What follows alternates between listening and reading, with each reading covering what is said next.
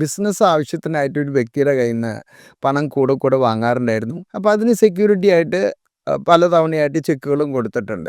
അതിൽ ഒരു ചെക്ക് 300,000 ചെക്കാണ്. ഇദ്ദേഹം ബിസിനസ്സിലേക്ക് വാങ്ങിയ പണം ഏകദേശം 1.2 മില്യണോളം വാങ്ങിയിട്ടുണ്ട്. അതിന് എഗൻസ്റ്റ് ആയിട്ട് ചെക്കുകളും കൊടുത്തിട്ടുണ്ട്. ഇദ്ദേഹം റിട്ടേൺ ആയിട്ട് 2 മില്യണേക്കാളും കൂടുതൽ തിരിച്ചും കൊടുത്തിട്ടുണ്ട്. പണം കൊടുത്താലും പണം വാങ്ങിയ ആളും തമ്മിൽ യാതൊരു എഗ്രിമെൻറ്റുകളോ യാതൊരു പ്രൂഫോ ഒന്നുമില്ല.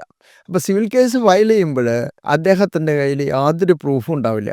അദ്ദേഹത്തിന് കൊടുത്ത പണം ഒരു ഓൺലൈനായിട്ടോ അല്ലെങ്കിൽ ബാങ്ക് ട്രാൻസ്ഫറോ ചെക്കായിട്ടോ ഒന്നുമല്ല, ക്യാഷായിട്ടാണ് കൊടുത്തിട്ടുള്ളത്. പണമിടപാട് നടത്തുമ്പോൾ തീർച്ചയായിട്ടും ഒരു എഗ്രിമെൻ്റ് ഉണ്ടായിരിക്കണം.